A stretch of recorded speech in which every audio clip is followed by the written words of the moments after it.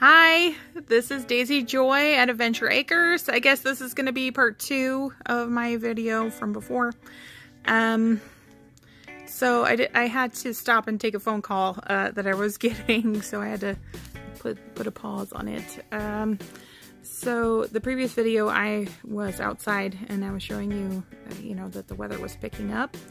I was out there and, well, the reason I was outside was because I was interring my kitty. I was digging a burial spot for my kitty. And while I was out there, I noticed that the weather was starting to act up. And the thing that I was trying to remember yesterday was that I had earlier last week, I had taken storm spotter training. And so I was going to mention about that, and I was going to do a quick video to kind of show, hey, I noticed that the weather is starting to get ornery. Unfortunately, right when I was, noticing that the weather was getting ornery, it started to thunder. And when it starts thundering, that's the deal breaker. You have to go inside. That's the rule we have with the kids is, hey, you better, hurry up and get where you need to get and get inside and be safe, because we have witnessed some very close lightning strikes here, and lightning is not something to be trifled with. But so I didn't have much of a chance to show you what I kind of wanted to, just different things about how the clouds were moving, things that really piqued my interest and told me it was time to get inside. Before that, it was pretty nice. It was a little overcast, but there was some wind, but it didn't look like it was going to be stormy. And but right at the tail end of my little funeral for my kitty cat, I started noticing that the wind was picking up. And so I thought, uh-oh, that's first indication. And I am looking around and I see that the clouds are going one way, the wind is going another, and right on the southwest direction, the sky got really dark. And that, for us, that's pretty typical. All the big bad storms seem to come from the southwest. So that kind of perks my interest.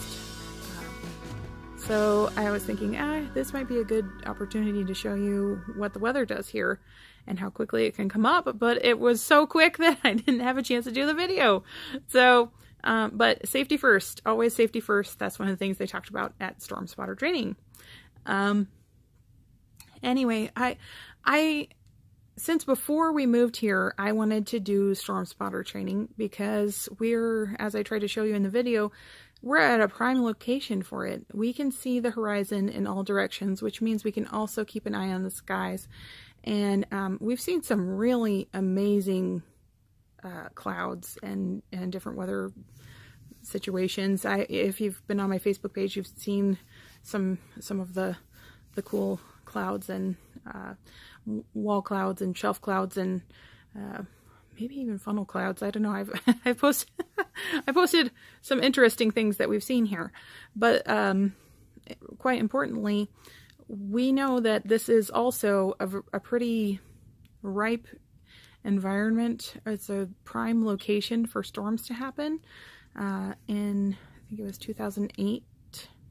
There was a straight line derecho wind that knocked the corn crib down. It was a very powerful wind. It took down trees, big chunks of tree, and it was very damaging.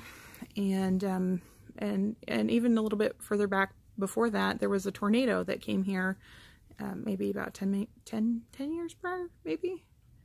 And it did a lot of damage too, big chunks of tree and roof damage, and threw a camper around like it was a Tonka truck. And there was a house that was flattened. It was really sad. I think it was devastating. But we take a lot of precautions when it comes to the weather, and so it's just now starting to rain outside, so I'm kind of keeping an eye on the window. But I thought it was important to take storm spotter training because, you know, I've over the past couple of years that we've lived here, I've kind of learned how to watch the skies and know what to expect when it starts getting dark on the horizon. I pay attention. You can actually hear the rain before it gets here. Just kind of cock your head to the side and listen a little, and you can hear the rain when it's starting to hit about 3 fields over. And so it's a really fascinating place for weather, and just to watch it. I also think it's important, you know, if I can, to pay attention to the weather to help other people, kind of give them a heads up.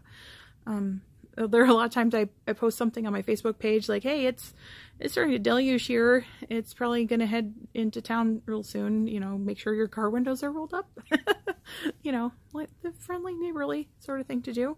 Like, hey, we're getting hail, so make sure you're inside. If you aren't, you better hurry up and get there. Oh, lightning. And, you know, things like that. I think it's helpful if you know, if everybody's paying attention and helping and keeping everybody in the loop. I think that's helpful. And but that was one of the things that I was going to mention yesterday that I didn't get around to, storm spotter training. I would like to learn more. It was a very basic sort of training. They did tell some really interesting things, like watching the movement of the grass to decide which direction the updraft is going, you know, just, oh, it's really fascinating. I would definitely recommend it. Here's my plug. You know, if they have storm spotter training anywhere that you are, it is a very helpful resource to know, you know, what to look for and to keep you safe, because there have been some really and I felt really bad because, especially my friends out in Virginia, they've gotten some really mean, destructive storms out there, and I would definitely recommend storm spotter training. The NWS, National Weather Service, sponsored the training, and we went last week, and we learned a lot. And I think it's important to know your resources and gather up as many tools as you can, because especially in homesteading, if you're in a rural setting, it's important to know how to watch the weather, how to pay attention to even the animals, how they act. Like this morning there were flocks of birds that were starting to come into the trees and kind of taking a breather, you know, and just watching my poultry flocks and how they start kind of acting a little agitated before it starts to storm. And you know, if you pay attention to these things and you are able to keep your eyes on the horizon and pay attention to what's going on, it can be a really helpful resource. And so I would definitely recommend storm spotter training if you haven't had it already, and you're out and if you're in a good location or in a spot that tends to get a lot of ornery weather, I would recommend it. That's my plug. Storm spotters. Activate storm spotter activation for this weekend. And it's not just for today for thunderstorms, it's also for the weekend for snowstorms. So that's fun. Never a dull moment in Iowa. That's the prairie for you. Anyway, I just wanted to stop and tell you about that, and hope you're having a good day. I'm gonna try to conserve the rest of my phone battery and recharge it up, because we tend to lose power sometimes, and we don't have our generator yet, so that's a good idea to conserve battery power. I have a spare phone handy if I need it, but so that's what's going on here. If you've had any interesting weather in your location, you can tell me about it in the comments below. I love it when people leave comments. It's so fun. It's like having somebody stop over and chat. So you can hit the like button if you want to. No pressure. Leave a comment. Subscribe if you wanna. We'll see you around. Take care. Be safe.